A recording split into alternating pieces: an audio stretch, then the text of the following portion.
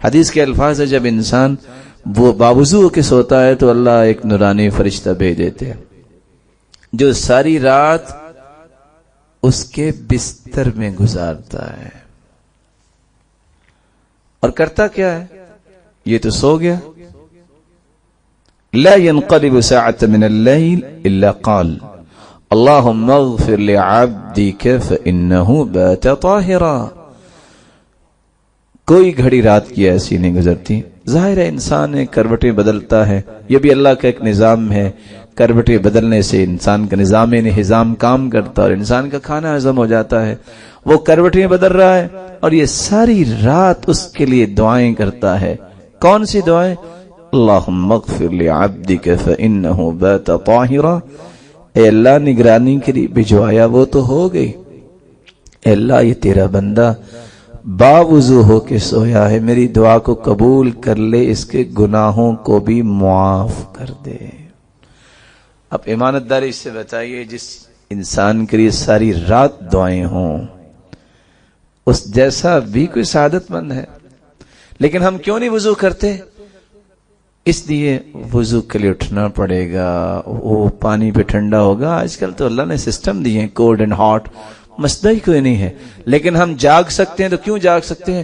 وہ رات کو 11 بجے ایک ڈرامہ لگتا ہے تو وہاں موٹر سائیکل نام میں نکلے گی، جاگ سکتے ہیں وہ.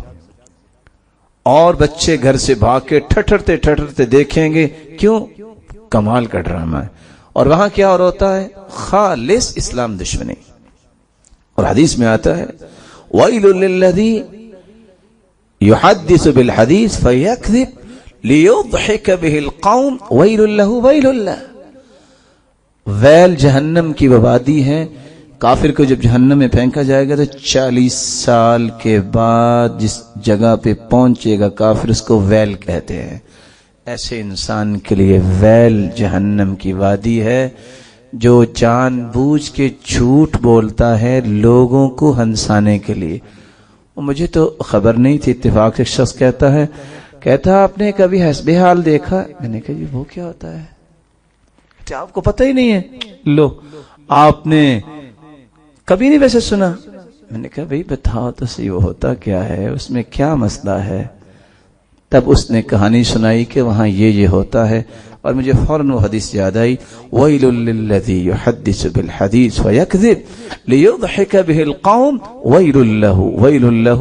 جو صرف اس لیے جھوٹ بولتے ہیں، جتنے اسٹیٹ ڈرامے ہیں اس لیے جھوٹ بولتے ہیں لوگوں کو ہنسانے کے لیے، جہنم کی وادی ویل میں جائیں گے. وہ آج راتیں جاگ سکتا ہے انسان گپے لگانے کے لیے، راتیں جاگ سکتا ہے بغیر کسی مقصد کے، لیکن نہیں کر سکتا، وضو نہیں کر سکتا. اور ساری رات اللہ تعالیٰ کا نورانی فرشتہ اس کی دعا کرتا رہتا. حفاظت لینی ہے. امام ذہبی فرماتے ہیں عبود نامی ایک چور تھا، بہت بڑی گینگ تھی اس کی. آخر اس نے ایک دن کہا کہ فلاں گھر جو ہے نا اس میں چوری کرنی ہے. جمع ہو گئے، 7 دن تک چھت پہ روزانہ بیٹھتے اور ان کو نظر کیا آتا؟ لوگ بیٹھے قرآن پڑھ رہے ہیں. تنگ آ کے 8ویں دن کہتا ہے گھر والے کو، صبح اٹھ کے کہتا ہے اتقیم حلقۃ القرآن فی کل لیلہ. تم ہر روز ہی گھر میں درس قرآن کرواتے ہو؟ اس نے کہا میں نے تو ایک دن بھی نہیں کروایا. کہتے نہیں میں نے دیکھا ہے کہ ہر روز مجھے تو نظر ہی آتا تھا. اس نے سمجھایا، کہا تم جس کو درس قرآن کہہ رہے ہو شاید میرے رب نے اپنے نورانی فرشتے بھجوائے ہوں. پوری زندگی کی چوریوں سے توبہ طائب ہو گیا. آج ہمارا یقین نہیں رہا، اس لیے اس بات میں کوئی حرج نہیں، آپ گن مین رکھیں لیکن اس پہ بھروسہ نہ کریں. وہ ایک سبب سمجھیں کہ ہم نے تدبیر کی ہے. ہمیشہ تقدیر تدبیر پہ غالب آتی ہے.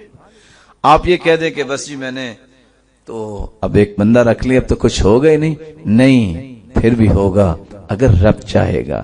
تم نہ بھی رکھو گے کوئی تو پھر بھی کچھ نہیں ہوگا، کیونکہ تیرے رب نے چاہنا ہے تو ہونا، وگرنہ کچھ ہوگا ہی نہیں. حفاظت تیری ہو سکتی ہے تو اللہ ہی کر سکتے ہیں.